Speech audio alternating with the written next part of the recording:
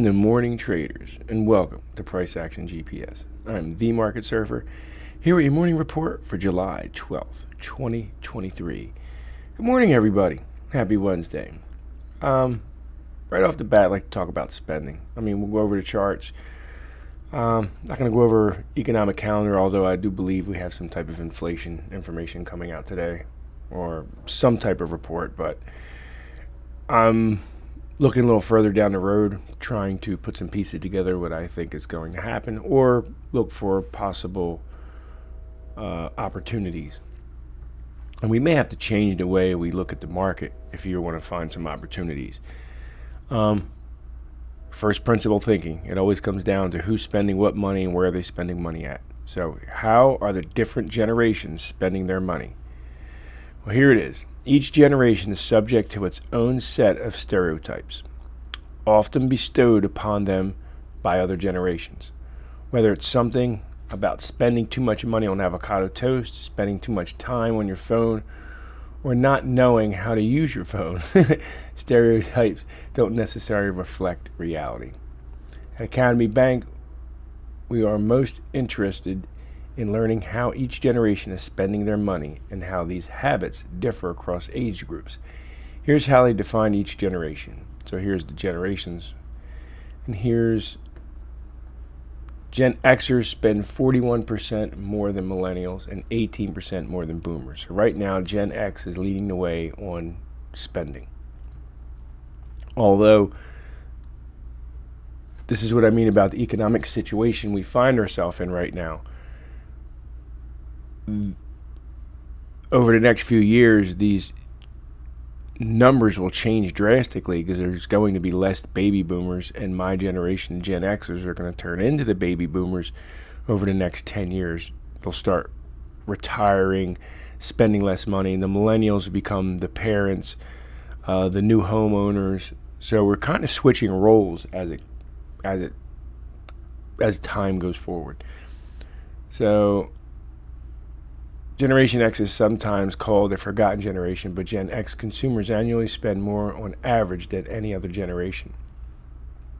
Housing spending. Millennials make up the largest share of population, but only 17% of them own homes. Now, remember, if the old American way of buying a home is your way to the middle class and building wealth, then they're going to push home ownership onto the millennials hard.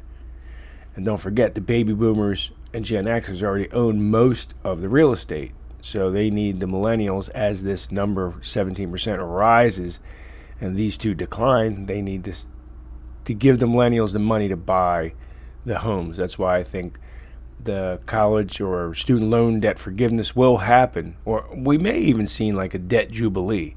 Because remember, the government still owes, a couple $100 trillion in between debt and unfunded liabilities. So they're going to have to readjust that. And if they want to do it for themselves, they'll act like they're doing it for us first. So that way we'll be okay with it. So spending fun money. Younger generations are sometimes seen as spending money on more frivolous purchases. So millennials spend an average of 5,700 hours on travel compared to 3,300 on baby boomers. And here's a funny one: generic versus name brand. Many consumers choose to buy generic store brand products rather than name brand to save money. Here's how they likely each generation is to buy generic. 67% Gen X, boomers 58%, millennials 53%. So I guess everybody's about saving money. Remember, it's always a mindset. Culture and mindset are basically the same thing. So 50% of millennials are more likely to turn to generic products over to name brand products compared to 39% of boomers. Buying secondhand items. Here's another good one, because when it comes to people going back to whether it's PayPal or whatever electronic service for money, they want to tax it anything over $600. Well, here's why: because buying secondhand items. Younger generations are leading the way as the population as a whole increasingly turn towards secondhand stores and apps for their shopping needs. I think that's a way. So once again, when we talk about the economy and economies at scale. Are we going to be a nation over the next 7 to 10 years that are just selling each other our used stuff? Because there's a lot of stuff out there that is just too much stuff. We have a lot of stuff. People, this is the only, well, I wouldn't say the only country, but I find it amazing because I have a friend of mine that is into, him and his brother, they do these storage facility units. And I just find it amazing that there's a whole business generated around Americans storing shit that they can't fit in the house they live in. So they'll rent storage space to put more stuff. For me, it's I just don't understand it. Sell the stuff or you just have too much stuff. So anyway, I'll obviously add this to the show notes. And here it is broken down, not just on the visual chart, but here is everything broken down. So I'll obviously put this in the show notes. And with that, we will go to the charts. So before we even go to, of course, here's Bitcoin. And this is the hour chart. I still expect us to sneak up and take out this 32. When we do, I think that is it. That's the top for the crypto / Bitcoin for right now. It'll sell off, it'll rebound or retrace, and we'll have to see where the opportunity lies. The dollar's getting weaker. It looks like we didn't hold there. I don't know if we're going to hold here. It's more likely we come down to this trend line. I mean, we could hold there. We are at a good spot, but I don't see anything turning around here. Maybe on this Woody CCI, it looks like we have divergence, but I don't see it on the RSI. So let's get a turnaround pattern before we try to jump into that thing. And here's the pound rather than the euro, because as most people who are into the Eurodollar University, the Eurodollar is really just the off-ramp of anything that's not the dollar. And I wouldn't say it's complex, but it's a long story. It's basically, there is a city of London that's the city of London. It is an incorporated city within the city of London, and they are the big London banks. They will never fail. They are the world's money. They are probably the oldest families of money, whether it's the Rothschilds or whomever. They are the banking elite. So I'm pretty sure the Bank of England has nothing to do with the euro. That's the European bank. So there's your separation. They do business through the Bank of England, I believe, but only to settle things in anything other than pounds or sterling pounds or whatever they would call it at the time. So, I mean, I'm just thinking off the top of my head. I'll do a little more research and do a story on that. But like I said, there are things that should be for the podcast, not looking at the charts. So I'm looking at the British pound because I'm trying to see where this is going to go. And this is a weekly chart. So we're literally right up against resistance. So that obviously was the bottom. Come up to resistance. Are we going to hold? Going to pause, go sideways to gain some momentum or to gain some buying power to go back up instead of just continuously going straight up. But the momentum still looks to the upside, but we are at that resistance point. That's the weekly. Let's look at the daily. See if that is weakening as we speak. Yeah, but we're still above that. We're right at the 600 period moving average. So the support is still at 126. That's 300 pips though. So I'm just saying, keep an eye on a British pound instead of the euro. I always take a look at both actually, but I just wanted to put that up today. Here's the regional banking. Still stuck right there. Move. It's creeping up. Remember, when we start getting over that 140 mark, right there, we start breaking above that, we probably have problems. US 2-year. Wow, look at this one. So this takes us back to the Great Financial Crisis. So July of 06 to June of 07 was the top. There's the June of 08. Oh man, this chart's beautiful. So anyway, there was your bottom. There was another top. That was the 18. And this is what I'm saying. This is when the crisis really started happening. They got right to this resistance level and it failed. And then, of course, we had Corona by here. But the banks were already failing before the Corona pandemic happened. So here we go. Look at the top right there. So we're basically right up against those highs from from 06 to 07, where it failed. We're at the same highs. Now we have a triple top. We've just touched that same top. I would imagine this should roll over probably down to about 1.27. So if this happens, I mean, this could still wait until October, but when that happens, I mean, we're still looking at probably next summer. We may have a year of serious downturn.